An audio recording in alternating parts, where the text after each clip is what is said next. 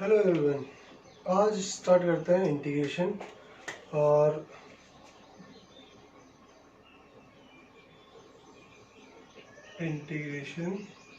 अब integration topic हम सिर्फ बेसिक करेंगे।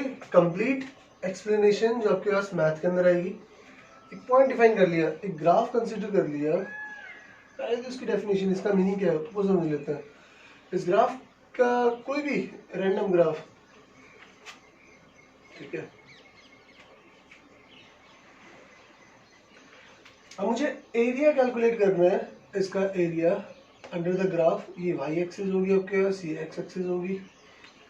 स्टार्टिंग ग्राफ की स्टार्टिंग कहाँ से आपके पास x1 से, और कहाँ तक का एरिया कैलकुलेट करना है x2 तक, यहाँ तक का एरिया, ठीक है। तो अब मैं कैलकुलेशन क्या लिख रहा हूँ, एक स्मॉल पोर्शन, एक छोटा सा पोर्शन कैलकुलेट कर लिया, ये पोर्शन कट कर लिया, ये डेल्टा एक्स।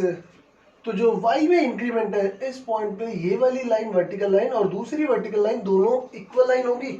तो मैं ये वेरिएबल वैल्यू मान लेता हूँ, और ये वैल्यू मान ली मैंने y1। ये एरिया डेल्टा x1 ऐसे लिख लो।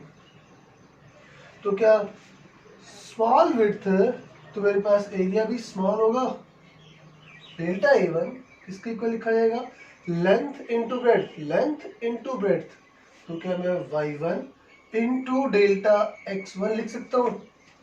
सिमिलरली नेक्स्ट अगला छोटा सा पोर्शन कंसिडर किया, तो क्या delta a2 y2 delta, same उतनी विड्थ कंसिडर करते हो अगर आप डेल्टा x1 कहते हो या x कह लेते हो, स्मॉल पोर्शन। तो क्या डेल्टा a3 अगला area y3 delta x and so on delta an, क्या yn डेल्टा x बनेगा नहीं बनेगा। टोटल एरिया के लिए, टोटल एरिया जिसे हम a से डिनोट कर लेते हैं, क्या समेशन होगा, इन सबका सम होगा, प्लस करना पड़ेगा delta a1 plus delta a2 plus delta a3 and so on delta an। क्या ये पॉइंट ठीक है। इन सब वैल्यू को रिप्लेस करते हो इनकी वैल्यू के साथ, y1 delta x plus y2 delta x plus y3 delta x and so on. क्या इस वैल्यू को मैं समेशन की फॉर्म में लिख सकता हूँ, सम ऐड करना y डेल्टा x। क्या ये पॉइंट ठीक है। अब ये आ गया आपके पास एरिया। इस एरिया के अंदर जो डेल्टा एक्स है, अगर उसे मैं बहुत स्मॉल कंसीडर करूं, बहुत छोटी वैल्यू कंसीडर करूं, क्या लिखता हूं, area limit delta x tends to zero. अगर इस वैल्यू को इक्वल टू जीरो ले लोगे तो इन दोनों की मल्टीप्लाई, ये तो एक लाइन बन गई, और इन दोनों की मल्टीप्लाई कितनी आ गई आपके पास, जीरो। और जीरो को कितनी बार भी ऐड करो तो आंसर क्या बनेगा आपके पास, जीरो। तो मैंने इसे स्मॉल टेंड्स टू जीरो लिया, इक्वल टू जीरो नहीं लिया। और मैथ के अंदर इस कैलकुलेशन को किस तरह से लिखते हो, delta tends to zero, delta x tends to zero, तो लिमिट अप्लाई करके लिख लिया। ये लिखा गया समेशन y डेल्टा एक्स। अब इस पॉइंट के ऊपर जो मेरे पास इस लिमिट की वजह से कन्वर्जन आएगा, वो कन्वर्जन क्या आएगा, limit x tends to zero और समेशन, ये कन्वर्ट हो जाएगा इंटीग्रेशन के सिंबल में। इंटीग्रेशन का ये सिंबल बनता है आपके पास, और ये y फंक्शन है, किसकी फॉर्म में वेरी कर रहा है, y की फॉर्म में वेरी कर रहा है, फंक्शन की फॉर्म में वेरी कर रहा है। और डेल्टा वैल्यू जो किसमें कन्वर्ट हो जाएगी, d के अंदर, dx के अंदर, डेल्टा dx लिखा जाएगा। तो ये बना आपके पास इंटीग्रेशन का फॉर्मेट। अब कहां से कहां इंटीग्रेट करना है आपको, लिमिट दे रखी है x1 से x2 तक का एरिया कैलकुलेट करना है। तो लिमिट क्या लिखी जाएगी आपके पास, x1 टू x2, ठीक है, क्लियर है। देखो जब हम इंटीग्रेशन लिखते हैं तो इंटीग्रेशन में दो चीज है, किसके रेस्पेक्ट में इंटीग्रेट कर रहे हो और कहां से कहां इंटीग्रेट कर रहे हो, लिमिट डिफाइन कर रहे हो x1 टू x2। इसी कैलकुलेशन को दूसरे तरीके से एक्सप्लेन करूं तो ये पॉइंट बना जो हमने डिफरेंशिएशन किया था उसका रिवर्स क्या कहलाएगा, इंटीग्रेशन। डिफरेंशिएशन हमने लिखा था, क्या लिखा था, dy by d x is equal to, कोई एक आंसर आया था, फॉर एग्जाम्पल ये डिफाइन कर लिया, y is equal to capital, ये फंक्शन था y f की फॉर्म में वेरी, f फंक्शन इसके टर्म्स में चेंज कर रहा था, ठीक है। तो इसे मैं जब डिफरेंशिएट कर रहा हूँ dy बाई डी एक्स, तो यहाँ पे लिखा गया d बाई डी एक्स, और किसको डिफरेंशिएट करना है, कैपिटल एफ को, साइन थीटा कॉस थीटा जो भी वैल्यू है, और ये सॉल्व करके क्या आ गया आपके पास, dy बाई डी एक्स, कुछ तो आंसर आएगा, ठीक है। वो आंसर मैंने स्मॉल f इसकी फॉर्मेट में लिख लिया। तो ये वैल्यू पॉइंट, ये पॉइंट उठाया हमने, यहाँ से स्टार्ट किया। अब अगर मैं इस कैलकुलेशन को dx को उस तरफ लेके चला जाऊं तो dy is equal to f x dx। d small value है, स्मॉल से कंप्लीट करने के लिए क्या करना पड़ेगा मुझे, स्मॉल छोटी छोटी वैल्यू को ऐड करोगे, ऐड को समेशन लिखोगे, समेशन को इंटीग्रेशन में कन्वर्ट कर दोगे, तो integrating both side,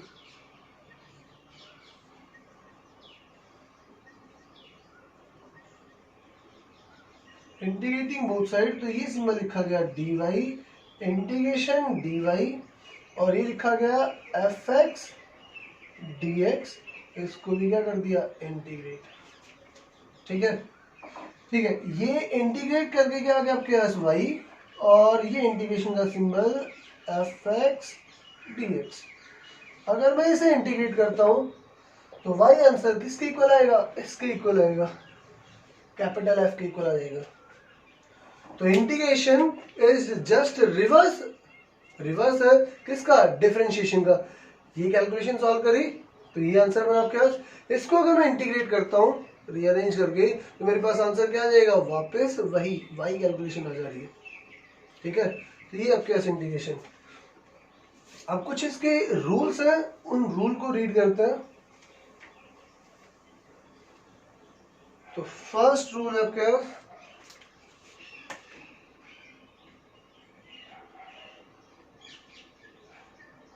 first point, अगर मुझे ये क्या रखा है, y is equal to integrate x raise to power n dx, तो मेरे पास आंसर क्या बनेगा, y is equal to integration. जब आप इंटीग्रेशन करोगे x को, फंक्शन को, इंटीग्रेशन और dx, ये दो सिंबल, ये वैल्यू और ये वैल्यू रिमूव करके और इसका आंसर लिख दोगे, ठीक है।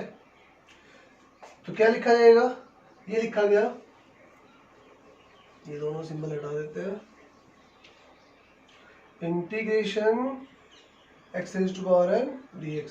इंटीग्रेट करके डिफरेंशिएशन में पावर नीचे आई थी मल्टीप्लाई में, और फिर एक सब्ट्रैक्शन हुआ था, इसमें करना है रिवर्स, पहले इंक्रीज करना है पावर को x raise to power n plus 1, जो पावर बन गई वो जाएगी डिवाइड में। डिफरेंशिएशन के रिवर्स भी हो गया रूल भी, ठीक है। रूल को भी हमने थोड़ा सा रिवर्स किया, वहां पहले मल्टीप्लाई में आया था और फिर पावर में सब्ट्रैक्शन थी। अब इंटीग्रेशन में क्या होगा आपके पास, पावर इंक्रीज होगी और क्या होगा आपके पास, जो पावर बनी वही डिवाइड में जाएगी। अब यहाँ मैंने लिमिट नहीं डिफाइन कर रखी, और जब तक लिमिट नहीं डिफाइन करोगे तो वो बनेगा आपके पास इनडेफिनेट इंटीग्रल। तो हमें एक कांस्टेंट ऐड करना पड़ेगा, कांस्टेंट c, ठीक है। ये c वैल्यू क्या आपके पास, कांस्टेंट वैल्यू, इसकी लिमिट अगर डिफाइन ना कर रखी हो तो आपको c लिखना है, और लिमिट अगर डिफाइन कर रखी है तो c वैल्यू नहीं आएगी आपके पास, कांस्टेंट वैल्यू नहीं डिफाइन करनी, ठीक है।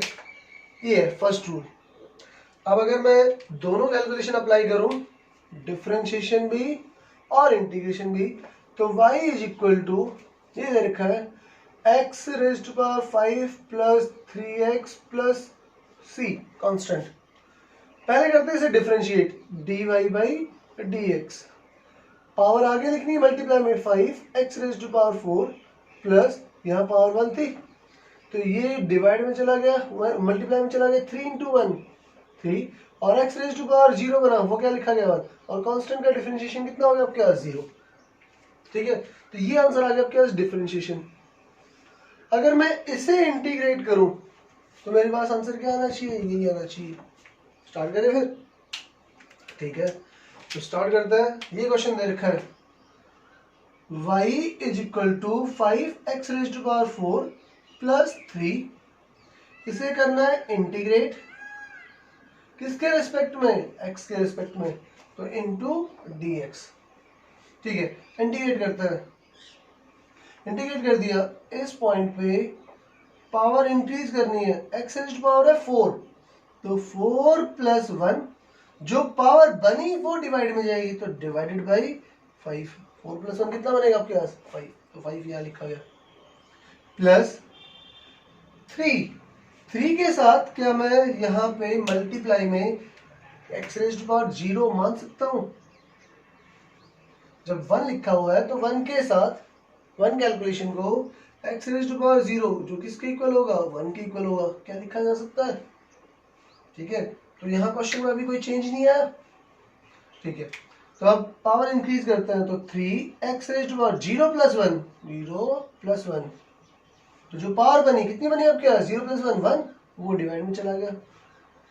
ठीक है, इंटीग्रेशन और dx हटा देना है, इंडेफिनिट इंटीग्रल है इसलिए ऐड करना है कांस्टेंट प्लस c। ठीक है, क्लियर है ये पॉइंट?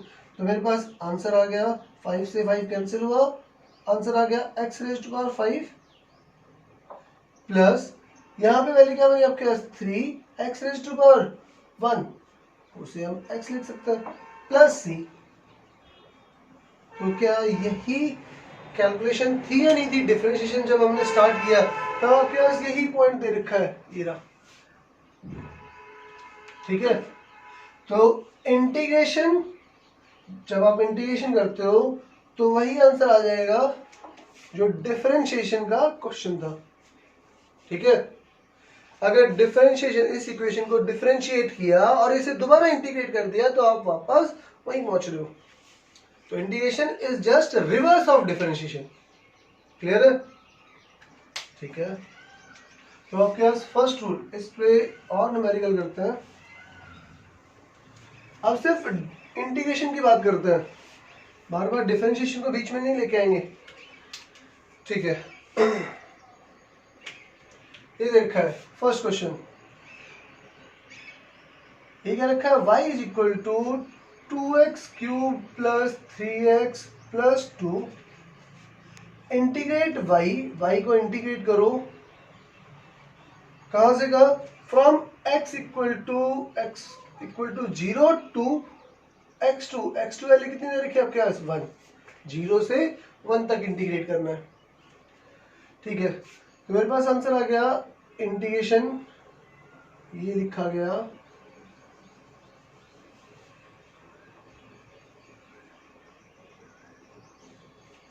तो लिखा गया y is equal to integration 2x cube plus 3x plus 2, इससे करना है इंटीग्रेट, किसके रेस्पेक्ट में, x के रेस्पेक्ट में, तो इंटीग्रेशन का सिंबल और dx, ये आपके पास इंटीग्रेशन लिखने का तरीका हो गया।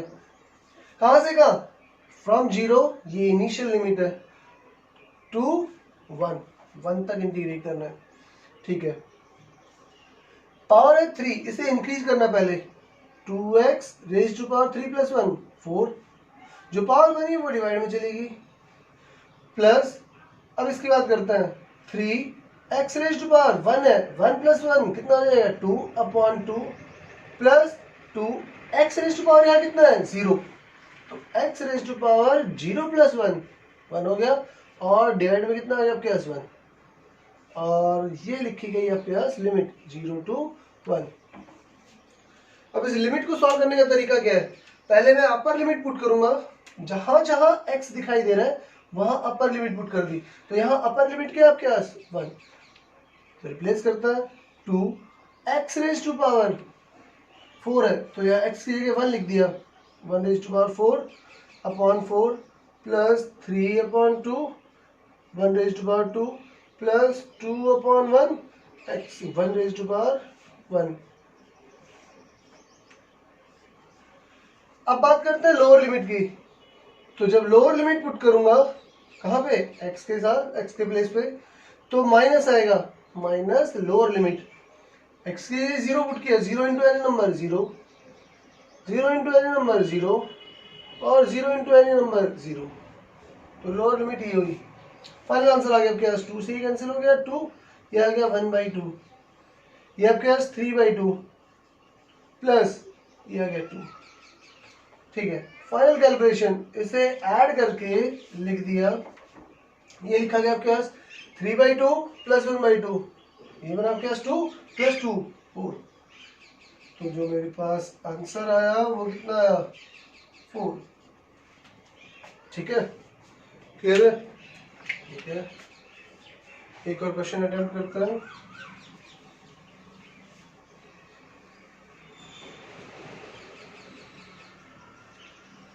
Second question